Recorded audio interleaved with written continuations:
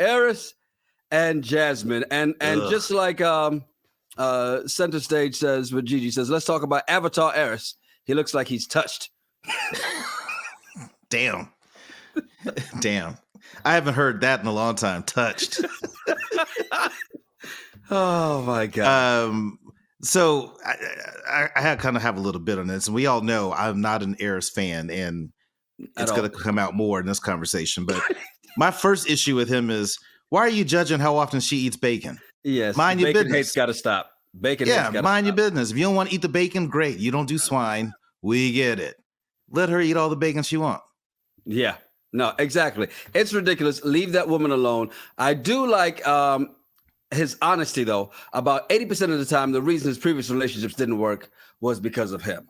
I still don't think he was being completely honest. It was probably 99.9% of the times it was him. Let's be real. As we found out as the episode went on. Well, yeah. I mean, I think it's totally him of why his relationships didn't work out. And at least he said it. But this was the moment for me that I'm just listening to his bullshit. I'm hoping that Jasmine gets it, because she was talking about how she tends to focus. She gets really busy. Yeah. And that's been a problem in some relationships. And then you got what she's dealing with, her mom having cancer. And he says, hey, I'll help out, do whatever. If I got to bring food to the hospital, or walk the 20 dogs. I'm like, all that is great. You're just trying to get in her pants. But you're not trying to walk them dogs. Yes. No, he's just trying to get in her pants, and then it shows, because look what he was like at dinner. Yeah, but okay. So even before we get to his crass conversation, she says, "You want to try?" Yeah. Why does he make her almost get up, do a front flip over the table just to feed him? He made no effort to lean forward and get the food. Come on, man. Come on. He's such a prima donna. No, he's a mama's boy. That's what his problem is, because his mom still does his laundry. And now he's looking for Jasmine to come in with the airplane and put food in his mouth. He's just a mama's boy. That's his problem. He's looking for a mama. Mm-hmm. So did you think that he was really kind of reverting to his player days, when he's asking all these questions on camera, the preacher's kid, about sex? Yes. I'm just looking at him. I'm like, you idiot. So first of all, there's nothing wrong with having conversations about sex with your partner. Mm-hmm. I'm all for that. You should. But you got to think to yourself, this is your wife. This is a PK. And you're about to ask her on national television, what is her position, her favorite position? Mm-hmm. What do you think she's going to say? And then how does she go back to church, when they get back and everything is good? I mean, come on now. That's a conversation you could have, not on camera. Do you think that there's a problem, though, with her not wanting to talk about sex? Or do you think it's just because there are people who just are not, who can be freaky and do everything, but they just don't like to kind of talk about it? Because she's like, I don't like to talk about what pleases me or anything like that. Or is it just the way like, I don't want to talk about it on camera? I don't want to talk about it on camera. I've never come across a person in my life that's like, nope, I don't talk about sex. It's a doing thing. I don't talk about it.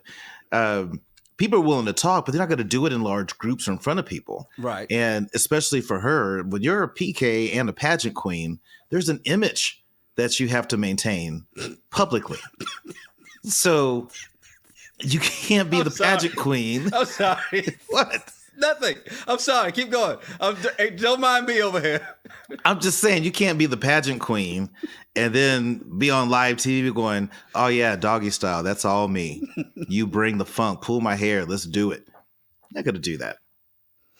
The things I want to say, I'm going to leave it alone. But was it creepy? Yeah, about that pageant queen stuff.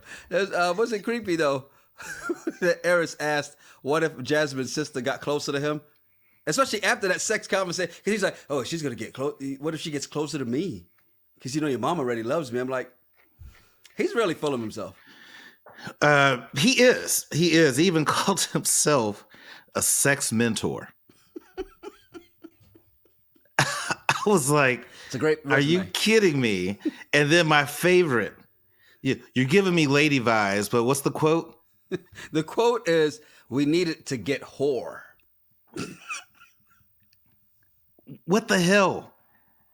I wouldn't say that I wouldn't ever say that to a woman, especially not on camera. But in general, I wouldn't say it to him. So again, I think this shows his immaturity. And we talked about that before, that I think he's just immature. That's his problem. And he feels like he's ready to, dude, you're not. But he's a mess. Not only is he a mess, he is one of 3 of these guys on this show that, as one of the things you love to say, he's got sand in his vajayjay, okay? I mean, they go snorkeling. They're wearing flotation devices. Hey, man, don't let us drown. You got on floaties. Salt water got in my mouth. Salt water got in my mouth. And think about it. While they're there, and I thought about this, it just came back to my mind because, she was like, oh, I like to see him without his shirt. So she's all into him and, physically and like, oh, yeah, I'm attracted, da-da-da. Then he brings this up in dinner and just talks himself right out the drawers. He does, but he's just a mess. But what was funny when I saw the snorkeling thing, you know what it reminded me of? When you and I went to St. Kitts. Yeah. And went snorkeling, I was like, oh, that's dope. Yeah, that was. And the water just looked beautiful. But yeah, he was being touched about it, about the whole thing. Now, what do you think about him never being in love before? He's like, I've been with you, I can love somebody or whatever, but I've never been in love. So at 40, problem? Okay. I'm not worried so much about the age thing as to, because different people, it shows a pattern, right? Because people go, well, he's 40 and he hasn't done this. Hell, when we were 30, people were like, oh, what you mean you don't have any kids? What's wrong with you? You were 35. They said the same thing. When we were 40, they said the same thing. So I'm not an ageist in that sense. So I'm not going to, say that. But it says a lot about his character that regardless, he's been an adult for this long and I think it says more that he was in a 1.5-year relationship with somebody and wasn't in love. And I say this for the simple fact of, if you're in a relationship with somebody, and for me, and maybe it's just because for me, I don't get into relationships and never did before get into relationships if I don't see it long term. If that's the case, we hanging out, we cool. If it ain't long term, that ain't what it is. But why, like I've said before, why waste monogamy on it, right? That's why I met my wife. We didn't waste time. We know what we wanted. But this guy, he was like, yeah, I want to lock you down so nobody else gets you, but we just cool. Yeah, all right. So let's talk about smashing. What's your position? I love this that Reed put out there that, she coaches teens. Other moms would think you're trying to corrupt their kids. Yes. And they're in the South. 100% right. Yes. She coaches little.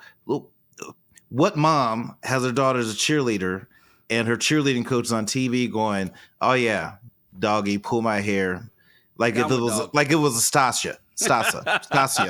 Well, it's funny you should say that because Gina says shades of Nate and Stasha. No, I think it's just Nate. There's no Stasha in this one. Exactly. It probably is, you know what, as you said, just Nate.